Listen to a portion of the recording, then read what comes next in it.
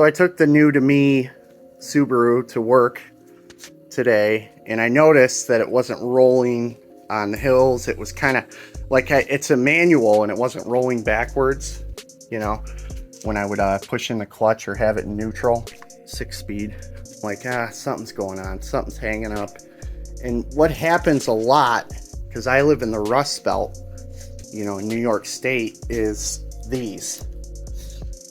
The rear calipers start hanging up. This car sat for a while too. I got to put new rear rotors on this. Anyway, you take these two 14mm bolts out, and then you see if you can move these, and these are both seized solid, and these are called your sliders on your caliper, and they make it so the caliper can kind of retract and move back and forth. And when these are seized up, they hang up and they grind constantly, so it's kind of like your brakes are always slightly on, you know, they can't really move away. I'm going to unseize these, and I imagine that it'll roll substantially easier. It's a bastard, but I can typically do it.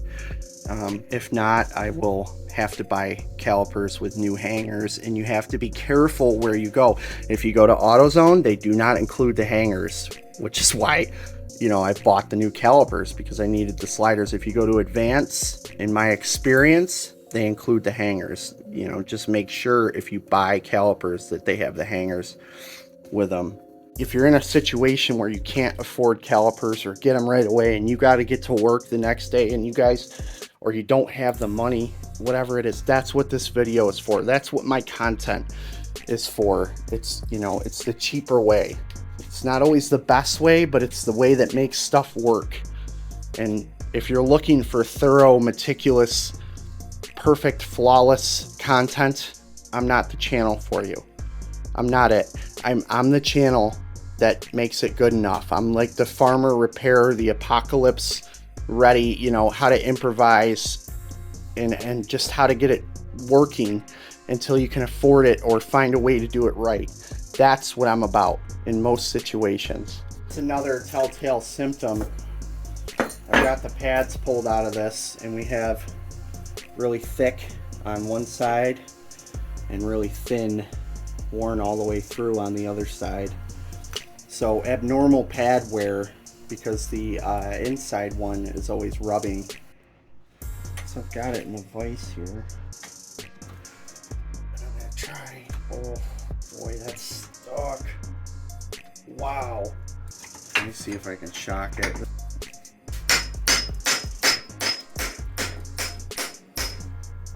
I think I got it to move.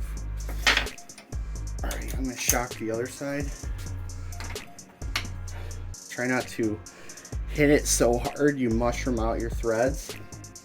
It's a bad habit of mine. You can also put a disposable bolt in here and beat on that instead.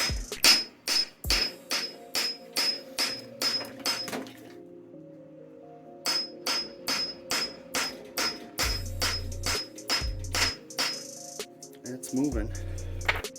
Okay, these ones specifically are 17mm. Oh, don't spin. Oh. I'm gonna get an impact on it instead.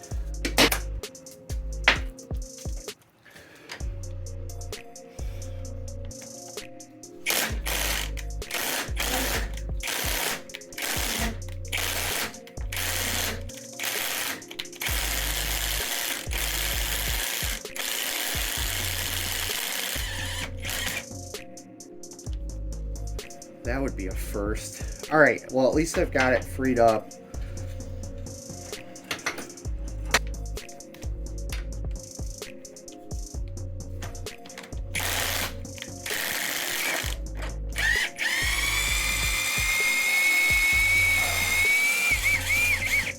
There we go.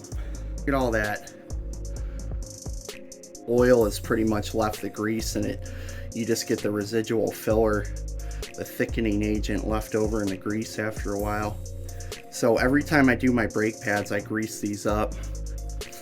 But this is so this one wasn't as bad as I thought. If they're really bad, you want to heat this up here, this part, and then work this back and forth with a 17 mil or if you can get it, you know, depending on what caliper you have, as long as you can get a wrench on there. If your threads are stripped out, the best thing to use is not vice grips, in my opinion.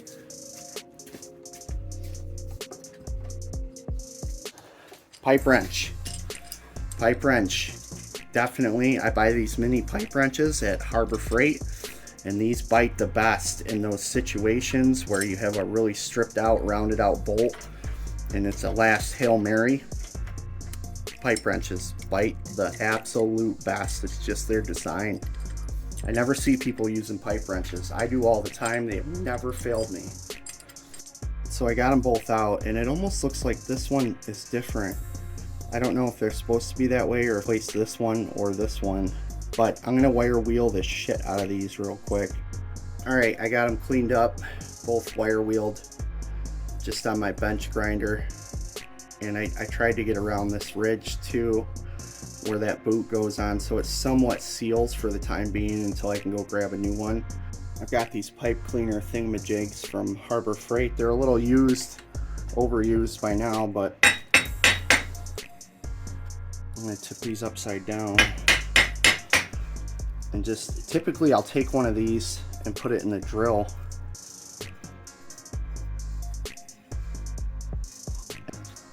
My bolts, the sliders do slide down in there freely now, so I don't feel like there's a crazy amount of stuff down in those. I got brake parts cleaner here, and I'm just going to wear gloves when you're doing this too. Don't be like me.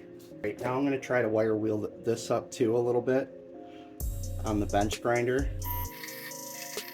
You notice how I can't stall this thing out like most bench grinders, regardless of how hard I push? That's because this motor is out of an old air conditioner. It's a double-sided fan motor, and I converted it into this bench grinder. I got a video on it. This thing has so much torque though. It's a torquey, low-speed motor, and it's just amazing for this. It's been going for years. I didn't think it would last long. So I think there's supposed to be a rubber thing around the end of this. I can't remember. Yeah, it's like a rubber tube that slides over it.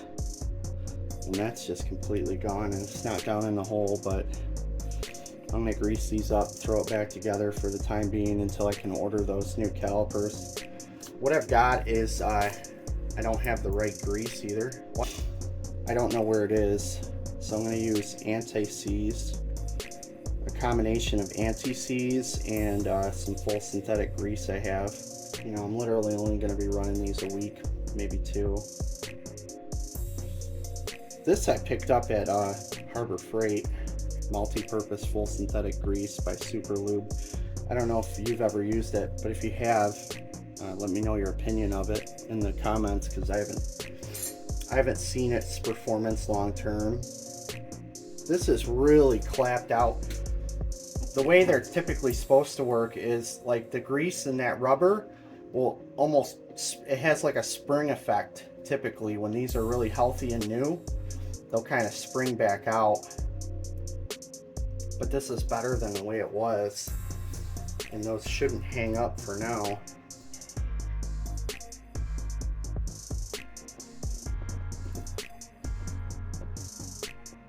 That does it. I will put new pads on this and new retaining clips, and I'll probably grease those too.